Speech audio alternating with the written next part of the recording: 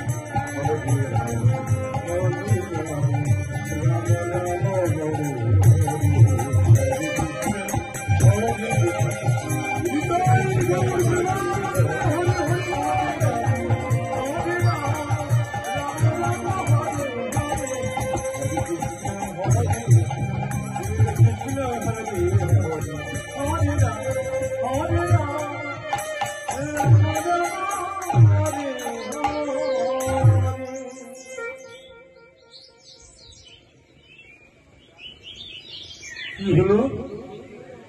প্রভাত হয়ে গেল, পাখি ডাকছে। লক্ষ্মীরা বলছে, কে সাধু যে রূপে কোন রাজা মহারাজ এই রূপ দেখার জন্য পাগল লালায়িত থাকে? কি সন্ন্যাসী সারা রাত বসে আমাকে বসিয়ে রেখে একবারের জন্য আমার দিকে তাকাবে না? সারা রাত ধরে ওই কৃষ্ণ নাম করছে, আর আমি ওর বদনের দিকে তাকিয়ে ওই কৃষ্ণ নাম শুনছি। কে সন্ন্যাসী? ঠিক আছে, আমি রামচন্দ্র রায়ের কাছ থেকে 3 দিন সময় চেয়ে নিয়েছিলাম। আজকে তো একদিন হয়েছে, আমি আজকে আবার আসবো।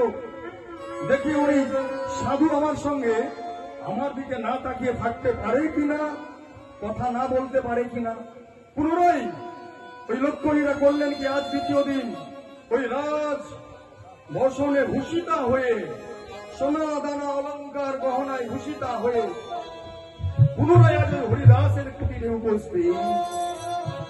হরিদাস বলছে, মা তুমি আজকেও এসেছো, দেখো তুমি কিছু মনে করো না, গতকাল এসেছিলাম, আমি কথা বলতে পারি না। তুমি তো জানো ও 3 লক্ষ নাম জপ করার আমি সিদ্ধান্ত নিয়েছি, আর কিছু সংখ্যা বাকি আছে, আমি করে নেই, আবার কথা বলবো। এই করে ওই লক্ষ্মীরাকে বসিয়ে হরিদাস আবার নামের মালাটি নিয়ে ওই তুলসী মঞ্চের পাতার পাশে ঘুরে ঘুরে গাইছে, হরে কৃষ্ণ কৃষ্ণ কৃষ্ণ হরে হরে, হরে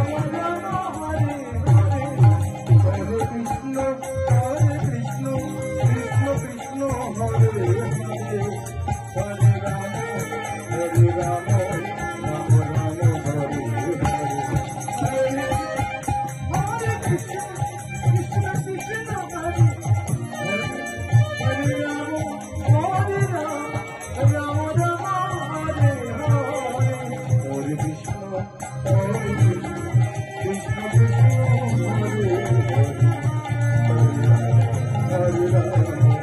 রাম রাম রাম হরে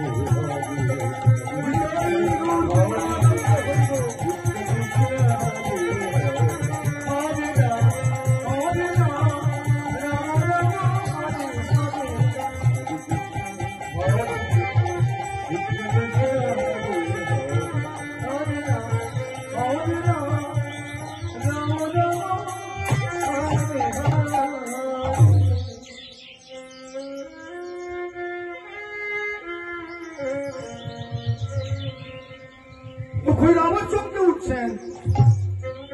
পাখি ডাকছে আবার কি প্রভাত হয়ে গেল, নিশি শেষ হয়ে প্রভাত হয়ে গেল।